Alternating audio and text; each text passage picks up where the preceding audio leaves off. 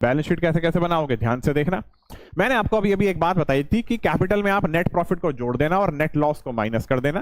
तो net profit में drawings भी, सॉरी, कैपिटल में नेट प्रॉफिट को ऐड करोगे लेकिन ड्राइंग्स को माइनस करोगे। इनकम टैक्स को भी माइनस किया जाता है, याद रखना। इनकम टैक्स को भी बिजनेस अपने ड्राइंग्स ट्रीट करता है। और life insurance premium, right, life insurance premium को भी बिजनेस ड्राइंग्स ट्रीट करता है। इसका मतलब क्या है, लाइफ इंश्योरेंस प्रीमियम का मतलब है कि बिजनेस ने, मालिक ने अपनी लाइफ का इंश्योरेंस प्रीमियम पे किया है बिजनेस के पैसे से, तो वो बिजनेस के लिए ड्राइंग्स माना जाएगा। इनकम टैक्स का मतलब क्या है कि बिजनेस के मालिक ने बिजनेस से जो अपनी इनकम कमाई है, अपनी इनकम के ऊपर जो टैक्स पे किया है वो बिजनेस के पैसे से पे किया है, राइट। बिजनेस के प्रॉफिट से जो टैक्स पे किया जाता है उसे कॉर्पोरेट टैक्स का नाम दिया जाता है, ना कि इनकम टैक्स का, राइट। तो इनकम टैक्स का मतलब क्या है, बिजनेस के मालिक ने अपने जो भी कुछ पैसा कमाया उस पैसे के ऊपर टैक्स पे कर दिया, तो वो इनकम टैक्स है, तो वो भी ड्राइंग्स माना जाएगा। तो कैपिटल में इन तीनों को माइनस कर देना, राइट।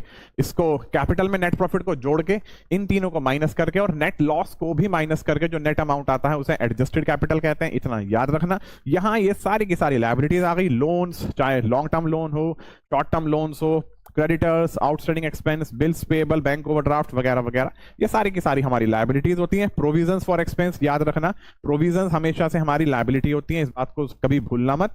एसेट साइड में सारी की सारी एसेट्स आ जाएंगे, land, plant, furniture, vehicle, investment. यहां सारी की सारी करंट एसेट्स आ जाएंगे। क्लोजिंग स्टॉक, डेटर, डेटर में से प्रोविजन फॉर डाउटफुल डेट को जरूर माइनस करना, इस बात को जरूर याद रखना।